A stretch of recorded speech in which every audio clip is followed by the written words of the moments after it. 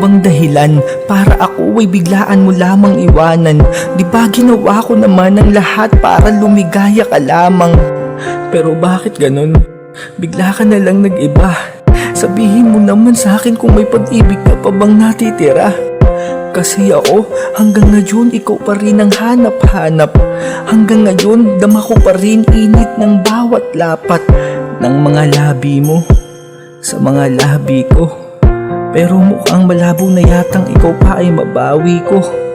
Kasi alam ko namang masaya ka na sa piling niya. Wala ring saysay kung sakali mang ika'y papiliin pa.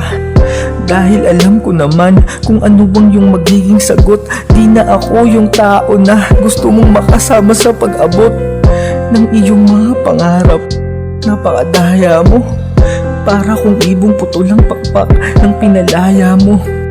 Kasi ang sabi mo, kailangan muna nating magpahinga. Baka sakaling sa bagay na yun ay doon tayo maging masaya. Maging masaya? Bakit? Sumaya ba ako? Siguro, ikaw. Oo. Sumaya ka. Pero ako? Hindi eh. Hindi. Tsaka sabi mo sa akin, kailangan hanapin muna natin yung mga sarili natin. Pero sa kakahanap mo ng sarili mo, ibang tao yung nahanap mo. Ang daya, diba? Talagang kakaiba. Habang ako'y lumuluha, ika'y nagpapakasaya sa iba. Ang daya, diba? Talagang kakaiba. Nakangiti pa rin ako kahit lumuluha ng mga mata. Kasi ayokong ipahalata kung paano mo ako dinurog.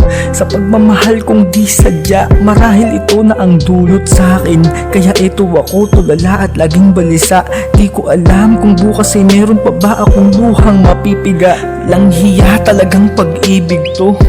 Nakakabuwang, minsan ka na nga lang magmahal ng totoo. Ganto pa ang kinahantungan. Kung noon pa lamang sana nalaman ko na ganto lang ang kalalabasan ng pagpasok mo dito sa aking puso. Di na sana kita pinadaan. Pero wala eh, sa kasinungalingan masyado akong nagpatangay. Sa pagmamahal mong ipinakita, naging kampante ako't palagay.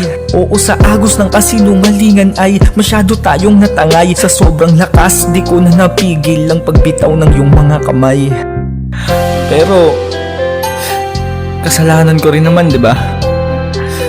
Kasi kung napigilan ko lang yung sarili kong mahalin ka ng totoo, siguro hindi ako nagkakaganto.